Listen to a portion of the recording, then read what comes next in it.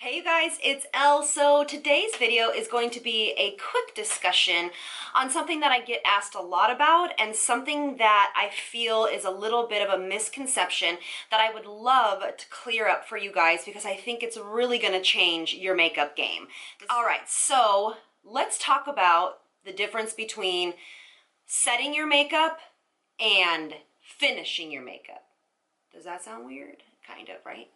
So if you didn't know, there are products called finishing powders and setting powders. Now, powders can come in, oh gosh, wide ranges, and I feel like it's one of those topics that I get asked a lot from you guys about. What powders should I use? Should I be using powders? And you guys pretty much know my stance on powders. I use them the least amount possible because, in my opinion, as we age, they are not friendly to our skin. But there are powders that can be friendly and that absolutely will change the way that your foundation, your makeup, your overall looks basically when you're done. So let's start with setting powders. Setting powders and full coverage powders and finishing powders are not the same thing. So there are full coverage press powders, so things like MAC Studio Fix. Every brand has a compact. That's what you want to think of. It's a compact foundation. That is not what we're talking about. A compact foundation usually gives you coverage and kind of sets everything that you have on. But if you're using a full coverage powder, that's usually your setting and foundation in one. So my oilier girls, if you use a compact that's a foundation, you won't necessarily need to use any other powder to set your makeup. And I'm going to be using those words very strategically here. So the reason why we set our makeup is for various reasons: to make sure that it stays on all day, to make sure that all of our cream products and liquid products stay where they're supposed to be and not move and slide and slip throughout the day. They also basically hold and lock everything in. So that is what a setting powder does. Now, a finishing powder, which you will notice, I guarantee you're going to go to the makeup store next time, or you're going to be shopping online, and you're going to notice those names. Oh, that's supposed to be a finishing powder, or oh, that's supposed to be a setting powder. So start to notice those things so you can really get a handle on what your outcome of your makeup look you want. So I'm going to give you an example. For me, I absolutely do not use setting powders. I feel when we get mature, unless I'm doing somebody's makeup where I can really strategically control that set and they are of a certain age. But for myself and for a majority of clients that if I cannot touch and feel you, I would say if you are more mature skin with any kind of dryness, fine lines, all of that good stuff, setting powders really are going to be used for more of a special occasion, weddings, birthday parties, family pictures, things of that nature, because in my opinion, I hope that you start to use foundations that have a self-setting mechanism to them.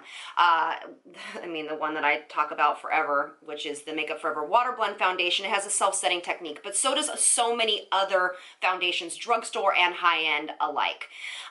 Absolutely. Like even the Wet n Wild Photo Finish foundation has a self-setting technique in it. The e.l.f. foundation has a self-setting technique in it. So it's, you don't have to go high-end.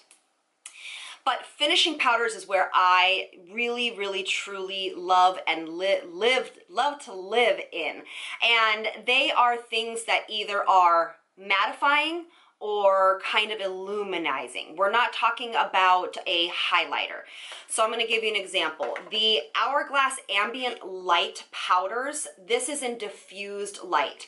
The full name is called the Ambient Lighting Powder by Hourglass. These are some of my very favorite finishing powders. The reason being is because they give an effect to the skin that is different than a setting powder. Is that confusing enough? Okay, so the reason why I like to use the powders like the ambient light powders from Hourglass are because they allow the skin to glow. They are baked powders. They cannot give you that chalky, cakey feeling that sits into fine lines and wrinkles, but they do give a little bit of something to make sure that it is a little bit less chalky or matte, and they also do set a little bit, but their main purpose is not to set, okay? So I hope this is really clear. So if I can back up and just kind of simplify it a little bit.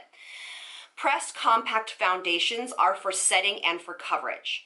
Your loose translucent powders like your Laura Mercier, your Velvetizer by Urban Decay, I mean there's Coty Airspun, I mean there are so many, are your setting powders. Those are to make sure that everything doesn't slip and slide and move, and they are usually mattifying, but only slightly. And then you have finishing powders, which add an luminous or a luminosity to the skin, or a super mattifying technique to the skin. Becca just came out with some beautiful luminizing powders that are meant to go all over the face. You know, my one of my favorite brands, Stellar, has a powder called Haze, and that is a finishing powder, and that is supposed to blur fine lines and give a small kind of soft focus to the skin. So I hope that that makes sense, because I really want you guys to be armed with information whenever you do go in and you are looking for a powder. What is it exactly that you're looking for? If you are more mature, you are definitely going to want something that is going to slightly set, but more of a soft focus effect. And that's what illuminating finishing powders do, like the ones that I have suggested. So I hope that that makes sense. And if you have any questions, feel free to comment below. You know, I always try to respond as soon as I possibly can. And I hope that that helped you kind of navigate the makeup aisles. Don't forget to hit that subscribe button, give me a thumbs up, and I'll see you guys in the next one. Lots of love from me to you. Mwah. Bye, you guys.